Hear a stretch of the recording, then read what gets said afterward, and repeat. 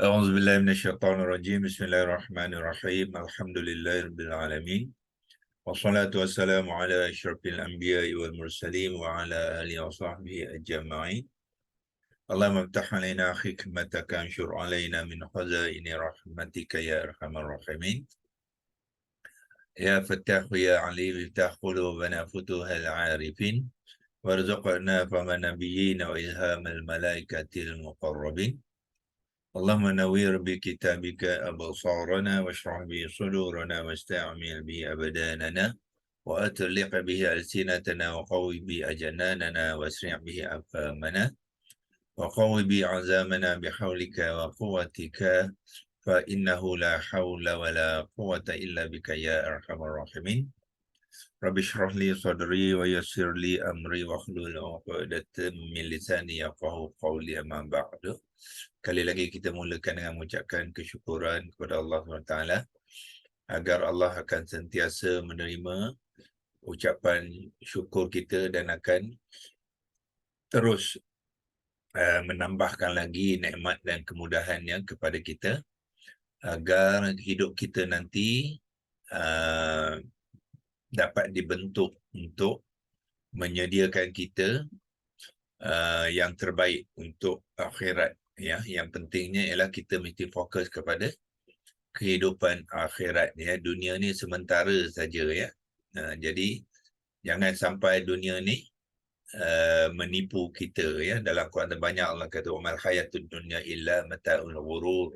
Allah kata sebenarnya tidaklah kehidupan dunia ni melainkan kesenangan yang berbentuk tipuan sahaja. Ya, kalau kita tidak betul menguruskannya, dia akan jadi tipuan kepada kita. Ya, tetapi kalau kita faham dan kita dapat menguruskannya dan kita akan membentuknya untuk menyediakan landasan kita ke akhirat, maka dia tak adalah mata'ul ghurur. Dia adalah kehidupan yang baik, yang sepatutnya itulah yang sepatutnya kita lakukan. Ya, kalau kita hari-hari kita kena check lah, ya, progres kita macam mana. Ya, progres kita adakah lebih dunia ke lebih akhirat. Ya, kalau lebih dunia tu maknanya ada sikit masalah lagi. Ya, kerana dalam surah lain Allah kata apa, kalau kita ni menumpu sangat kepada dunia tu, akhirnya dia akan membawa kita kepada fa'innal jahim hiyal ma'wa. Ya, Allah kata sesungguhnya nanti neraka al-jahim tu menjadi tempat, ya, tempat tinggal, ya, mereka-mereka yang wa'asarul hayatad dunia ni, orang yang terlampau mementingkan dunia, terlampau menumpukan kepada hidup dunia ni. Ya, jadi sangat-sangat menakutkan, ya, kalau kita faham apa yang Allah sampaikan kepada kita dan kita ambil iktibar. Janganlah kita termasuk dalam golongan-golongan yang disebutkan oleh Allah ni. Ya, minta na'udzubillah, janganlah kita satu saat pun tak mahu dimasukkan ke dalam neraka. Ya, kerana sangat dahsyat. Ya, bila kita baca cerita tentang neraka tu sangat-sangat dahsyat. Ya, dahlah duduk dalam neraka tu yang panas dengan api yang membakar dan segalanya, tapi kita kena makan. So makanan dia apa? Makanan dia ialah buah-buahan yang berduri. Ya, kena makan. Ya, kena makan. Tapi makanannya sangat juga dahsyat, minumannya juga sangat dahsyat. Jadi janganlah kita, ya, so sementara kita diberikan Allah peluang kehidupan di dunia ni, ambil peluang. Ya, peluang tu hanya sekali saja. Tak ada peluang kedua. Allah nak bagi chance orang lain pula besok. Ya, masing-masing akan diberikan peluang yang sama, iaitu sekali sahaja. Ya, dua kali tak ada. Ya, tidak pernah berlakulah setakat ni. Okey, kita teruskan perkongsian kita semalam, iaitu kita memulakan pembahasan ataupun perkongsian kita dengan kalimah khalau wa iza khalau. Ya, khalau iaitu satu kata kerja dan satu lagi ialah fa'ilnya, pelakunya. Pelakunya itu ialah mereka, kholau tu maknanya kembali. Di sini dia menggunakan kembali. Cuba kita tengok sebab apa dia menggunakan kembali. Kita boleh rujukkan kepada terjemahan Quran, tafsir dan perkataan ni. Tuan-tuan juga boleh lihat terjemahan. Terjemahan ni kita tekan dekat nombor 14 ni. Tekan dekat nombor 14 ni, dia akan beri terjemahan. Kalau kita tekan dekat kalimah, dia akan beri maklumat tentang kalimah. Kalau kita tekan dekat nombor dia ni, dia akan beri terjemahan. Itu dia. Belum Terjemahan. share lagi ya? Doktor belum share lah. Belum lagi kah? Belum. Belum share. Nanti kejap ya. Macam mana belum share tadi? Sekali lagi. Oh, yalah. Betul. Belum sharing lagi. Gitu ya. Okey, saya ulang balik ya. Kita tekan dekat kholau ni, dia beri kita makna mereka kembali ya. Mereka kembali, tapi sebenarnya kalimah tu asalnya bukan kembalilah. Kholau ni ialah bersendirian ya, maknanya mereka bersendirian. Bersendirian tu makna apa? Mereka sama-sama mereka lah. Itu dia maksud dia. Mereka bersendirian ya.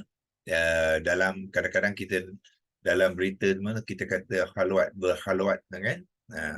Berhalwat tu maknanya mengasingkan diri lah. Mengasingkan diri.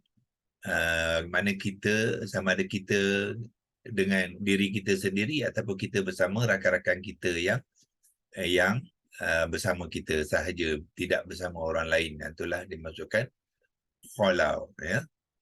Cuba kita lihat terjemahan dia ya. Dalam terjemahan ayat tu kita tekan nombor 14 ni saja ya. Tekan. Kalau kita nak tahu maklumat, kita tekan pada kalimah. Kalau kita nak tahu terjemahan ayat tu, kita tekan pada nombor dia, nombor ayat 14 tu. Itu dia. So terjemahan ni dia kata apa? Dan apabila mereka bertemu dengan orang yang beriman, mereka berkata, kami telah beriman. Manakala mereka kembali kepada dia ni diguna dalam ayat Al-Quran ni, dewa syaitan mereka.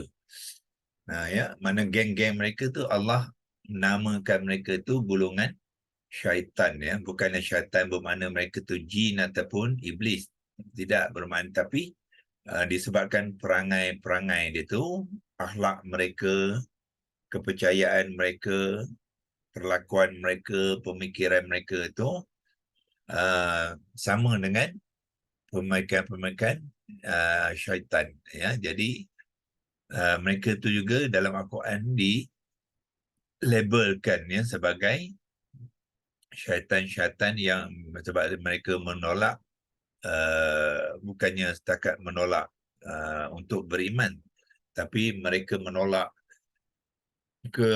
keagungan Allah ya. Mereka menolak, maka maknanya mereka ni berlaku bongkak dan sombong ya. Itulah. So syaitan-syaitan ni boleh mengambil rupa dalam berbagai-bagai bentuk ya. Mungkin dari golongan jin dan iblis.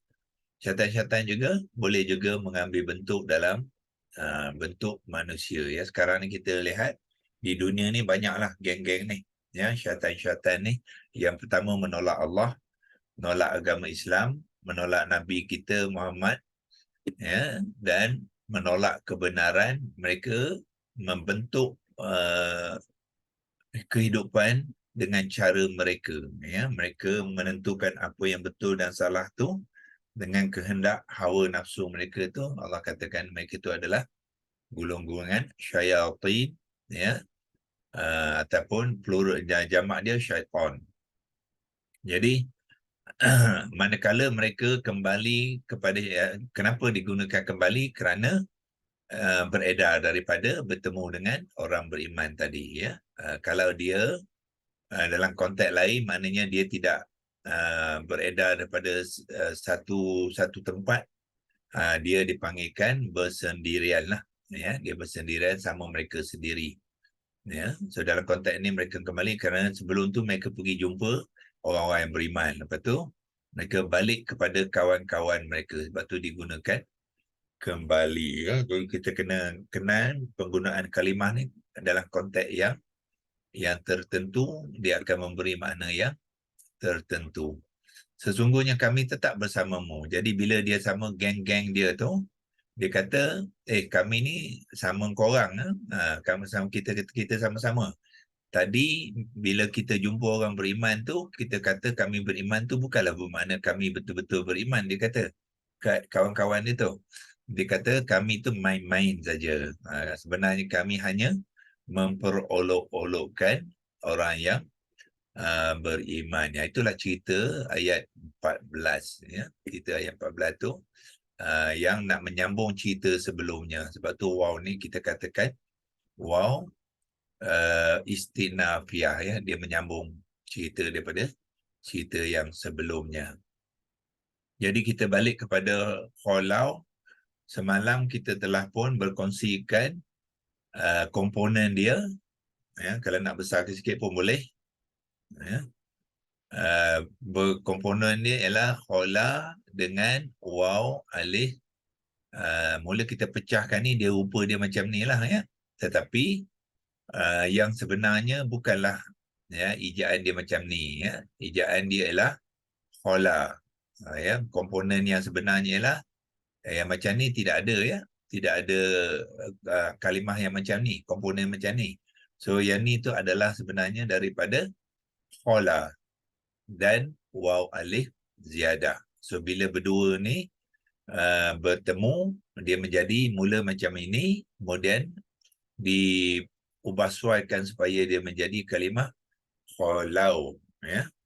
Kemudian kita telah pun memberi penerangan, ya, beri penerangan kalimah kholau ni apa dia, adalah fi'il madhi maklum wazan 1 bil fathati. Ini komponen kata kerja dia, ya. Kalau kita nak kalau nak kotakkan dia pun boleh untuk bantu, ya. Ini adalah komponen kata kerja tu, iaitu fi'il madhi itu, ya. Komponen apa tu? Komponen yang ni. Ya, kalau dalam kalimah tu komponen yang mana? Komponen yang khola. Yang tu. Ya. Itu dia komponen yang pertama tu. Kemudian fa'ilnya muzakkar ghaibun majmu' muttasil yang marfu' tu yang mana satu? Kita ambil sama mana dia? Ambil warna hijau. Ya. Ini komponen yang kedua. Mana dia? Yang ni. Tu komponen yang kedua tu. Yang apabila bergabung, dia menjadi waw yang bertanda sukun. Di dalam kalimah, dia menjadi waw bertanda sukun kerana waw ni tadi bertemu dengan alif di dalam khola tu. Jadi apabila alif dua huruf mat yang bertemu, dia akan tukarkan kepada waw yang sakinah. Itulah yang kita nak buat lepas ni, dengan menerangkannya dalam bentuk pembentukan kalimah. Okey, ini kita boleh clearkan. Lepas tu kita akan pergi kepada leksi logos. Ya, leksi logos tu supaya kita dapat membuat pembentukan kalimah. Ya, so penerangan dah sudah. Kita buat pembentukan kalimah pula hari ini. Ya, saya pun telah kopikan apa yang kita gunakan ataupun kita tuliskan semalam tu dalam leksi logos. Ya. Sebab kita ada simpan dia dekat Microsoft Word tu. Di sini, ya, mana dia dalam Microsoft Word. Ni ya, saya simpan dia semalam. Jadi kita boleh copy dia balik. Ya, copy, tampal dia balik dekat leksi logos ni, kita boleh sambung, ya, perbincangan kita kepada sekarang ni pembentukan kalimah. Ya, pembentukan kalimah fa, ya, kalau nak guna fa 3 dot pun boleh, kena pergi ke Leksi logos Jawi lah ya. Kalau nak guna fa satu pun tak mengapa. Pembentukan ta, waw, qaf, kaf, nun. Yang ni kalimah tu pinjam je lah. Dah ada tu tak payahlah type. Yang kita dah tahu dah menaik. Jadi kita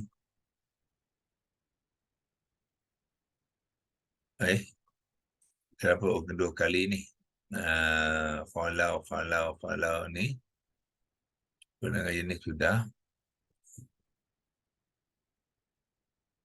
Oh, yang ni terkopi sekali lagi ya. So ini tak perlulah.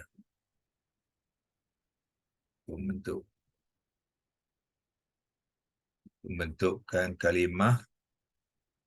Kalimah. Kopi. Yang ni penerangan yang ni sepatutnya tak ada kot. Silap kita terkopi. Okey. Komponen, lepas tu penerangan, lepas tu yang ini dia terkopi sekali lagi. Kita padamkan dia. Okey. Ya, so sekarang kita ke bahagian pembentukan kalimah. So ini tidak adalah. Okey.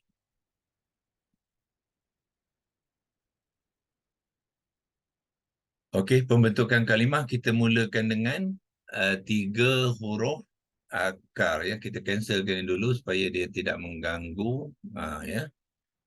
3 huruf akar iaitu kha, lam, apabila ada alif ataupun waw yang bertanda sakinah tu bermakna huruf ketiga ialah huruf illah.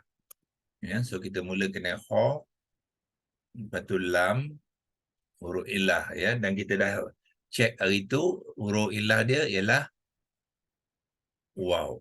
Ya. Kalau tidak kita boleh pergi sekali lagi kat sini, tekan kat sini kita dapati huruf akar ialah kha, lam dan waw. Ya. Nah, begitu juga kita check di mana? Kita check di korpus. Ya, kita tengok korpus hari itu pun sama juga. Iaitu kita pergi surah Al-Baqarah ayat ke 14. Okey, dan cari kalimah khalau tu, kita tekan dia sekali lagi supaya dia dapat memberikan 3 huruf akar dia tu, iaitu kha, lam, waw ya, itu 3 huruf akar dia. Kalau nak bagikan dengan arrow sekali lagi, kha, lam dan waw. Itu 3 huruf akar dia ya. Dalam Rumi dia pun dia ada bantu kita tu ya, iaitu kha, lam dan waw. Itu Rumi dia lah ya. Okay, clear kan ni? So balik ke leksi logos.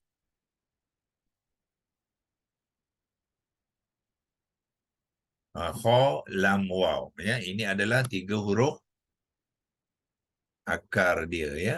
3 huruf akar dan kita jadikan dia kata dasar ya. So kata dasar biasanya apa kita buat? Kita gabungkan 3 tu. Tapi sebelum kita gabungkan tu, huruf illah tu naklah ditukarkan ya. Nak tukarkan sebab dia huruf illah dia tak steady. Dia berubah ya. Dalam konteks ni dia berubah kepada alif di sini ya. So dia berubah kepada alif. Kha tidak berubah, lam tidak berubah, dia panggil huruf sahihah ya, huruf yang bukan illah dipanggil huruf sahihah. Sahih Melayu pun cakap sahih tu ya, sama je tu. Sahih tu daripada Arab lah tu. Barulah gabungkan ya. Jadi kita gabungkan kha dengan lam dengan alif digabung. Jadilah kha lah dan kita bariskan dia. Kha bari atas, lam baris atas. Alif boleh baris ke tidak? Tak boleh. Sebab dia alif mad, ya. Dalam Al-Quran, alif tidak mengambil baris. Jadi dia akan jadi kalimah kata dasar hola. Hola, bila kata dasar, dia sudah ada makna, ya. Kalau kita nak label pun boleh, ya. Macam kita buat dulu, kita labelkan dia kata dasar, ya. Dan kata dasar tu ada makna dia, ya. Kita beri makna sekali kat situ, iaitu bersendirian. Bersendirian. Ini asal, mana asalnya? Dirian. Okey, dalam konteks ni dia gunakan kembali. Lam, ya, kembali, ya. Itu dalam konteks ayat ni lah.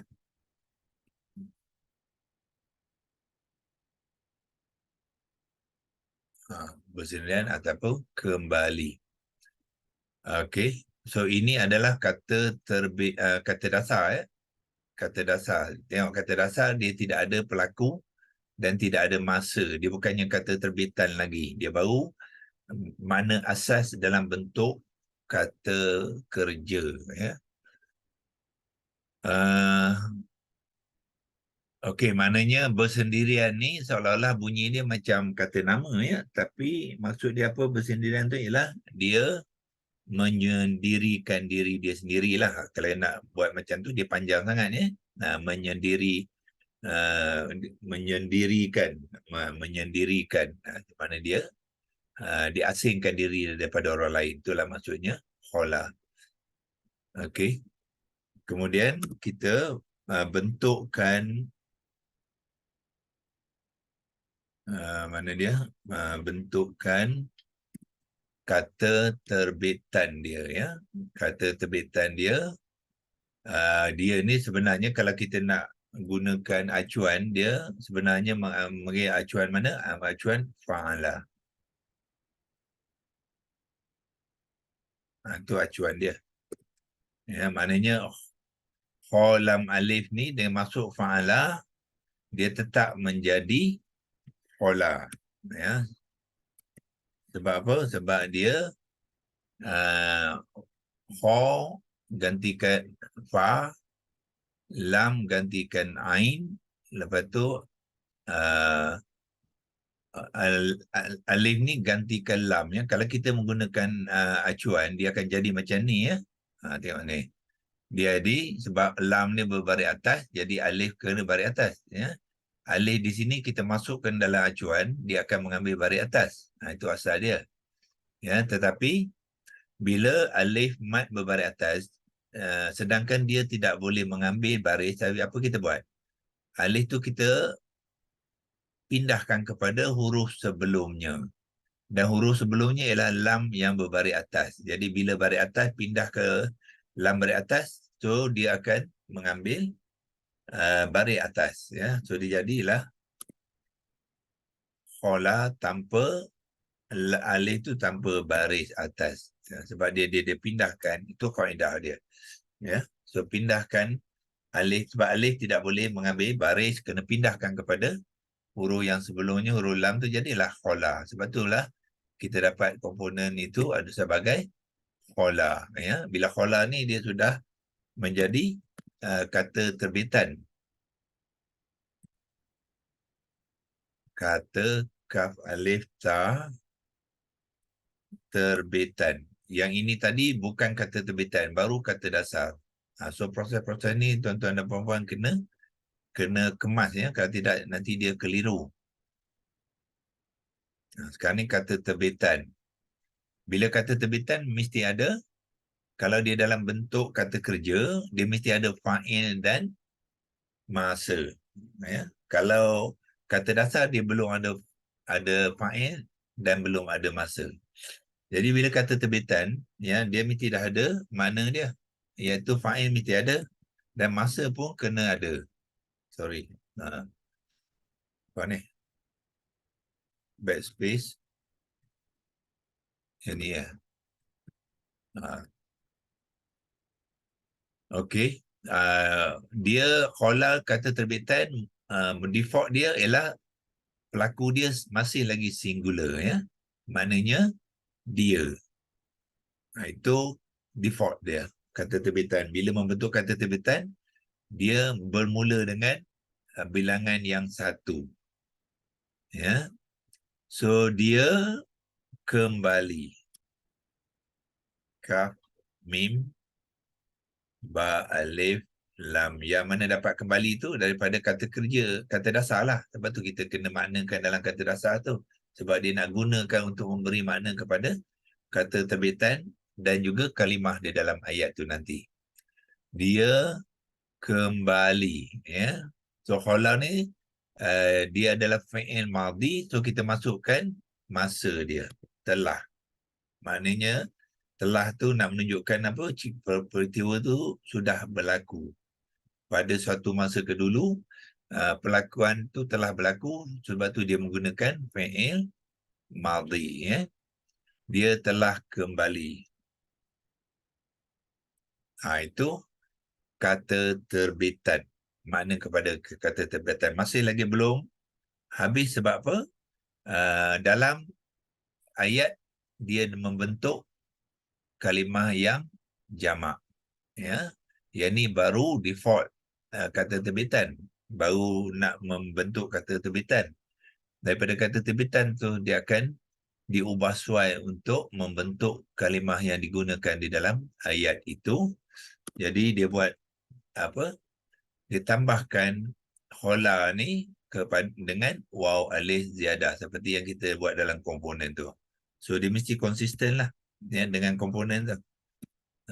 Itulah step seterusnya. So apa yang berlaku? So apabila dia gabungkan, ya, kita lihat dalam bentuk gabungan. Apa ni?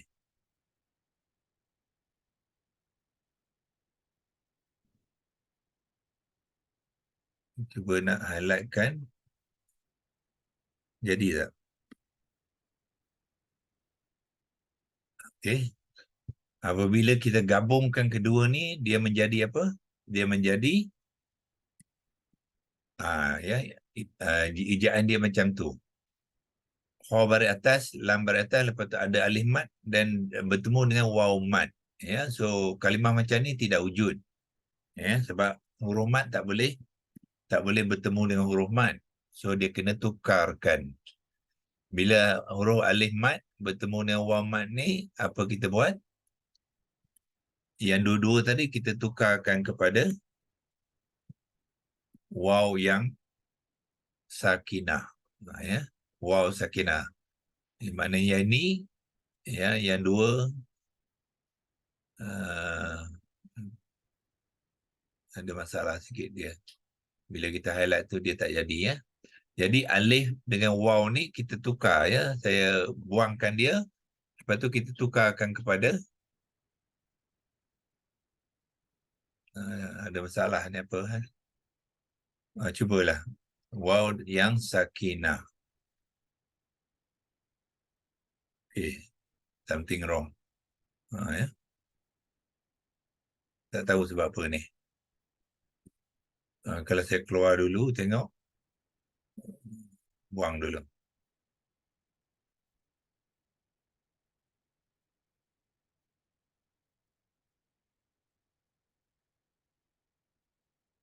Ada lagi ya. Tak tahu apa masalah dia tu. Jadi dia akan jadi inilah. Ya. So dia akan jadi yang ni.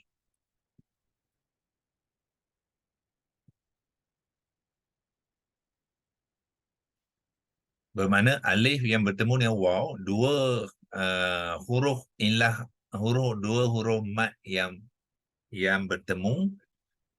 Dalam Quran tidak boleh ada dua huruf mat ya. Dia kena satu saja. So apa dia buat? Dia akan tukarkan alif dengan waw tu kepada waw sakinah. Itulah menunjukkan apa?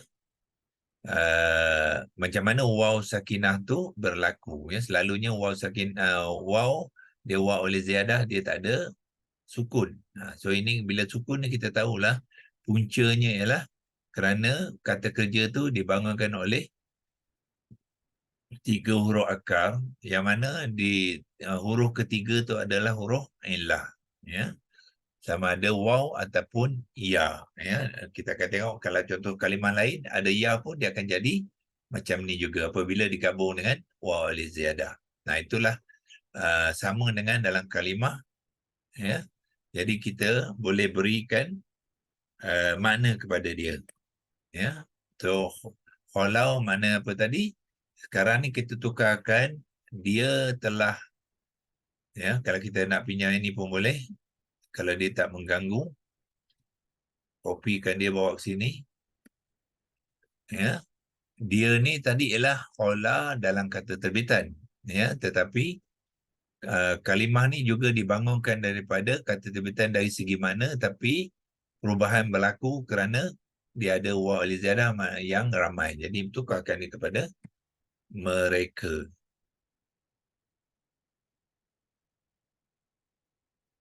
Mereka telah kembali, ya. Kembali itu ya, dan dia akan disambung dengan ayat tu ila syayatinihim, dan kita akan apalah yang kita akan lihat barulah, lihat konteks dia tu ke mana mereka kembali itu disambung di kalimah-kalimah yang selepasnya daripada ayat itu, ya. Kita tengok sini, ya, wa iza khalau ila, ya, dan apabila mereka kembali kepada, ila ni harfun jar kepada siapa? Syayatinihim, syaitan mereka itu, ya. Yang maksud syaitan mereka itu lah kawan-kawan mereka lah, kumpulan-kumpulan mereka yang sama tu. Allah mengenal dia kepada golongan tu ialah syayatinihim. Yang ni kita akan sambung besok, ya. Kita akan sambung ila dengan syayatinihim buat sekali lah, ya. Dia ni adalah idhafah, ya. Rangkaian syayatinihim ni adalah dipanggilkan idhafah.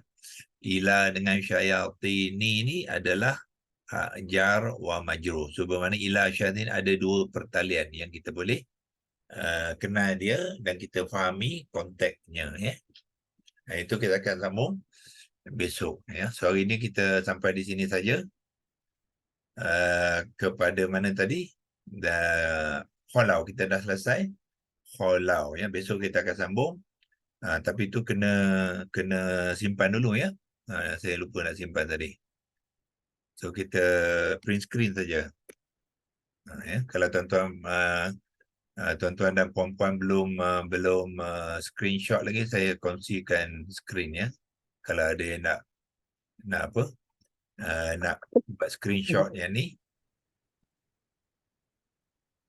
untuk simpanannya. Tadi saya dah screenshot. Kalau kita nak rujuk kembali, kita ada dalam screenshot tu. Tetapi besok kita akan mulakan kalimah yang baru, iaitu ila syayatinihim ni kita akan buat dia sekali, ya. Ila ambil kotak. Ya, ini dengan syayatinihim tu. Dia ada pertalian yang berangkai di itu jar wa majrur bersama dengan idhafah, ya. InsyaAllah. Tanya Ustaz. Ya. Kalau tadi kalau waw jamak tu dia tak ada sebut elat lah waw tu. Tak ada, bukan. Oh. Dia kita panggil waw mad saja. Sebab fungsi dia tu bukannya ilah. Fungsi dia tu ialah mad.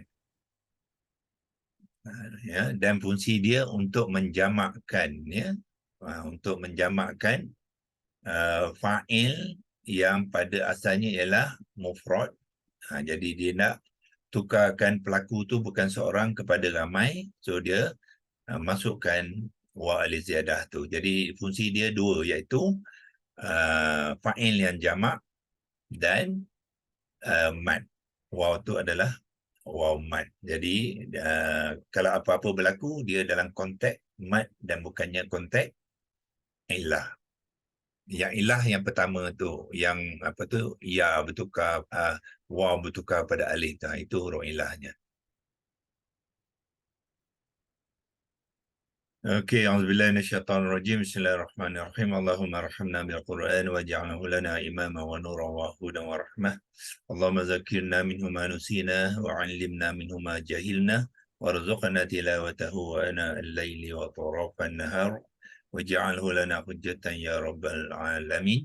Wa sallallahu ala sayyidina Muhammad wa ala alihi wa sahbihi wa baraka wa sallam. Walhamdulillahi rabbil alamin. Taqabbalallahu minkum minna. تقبل يا رب.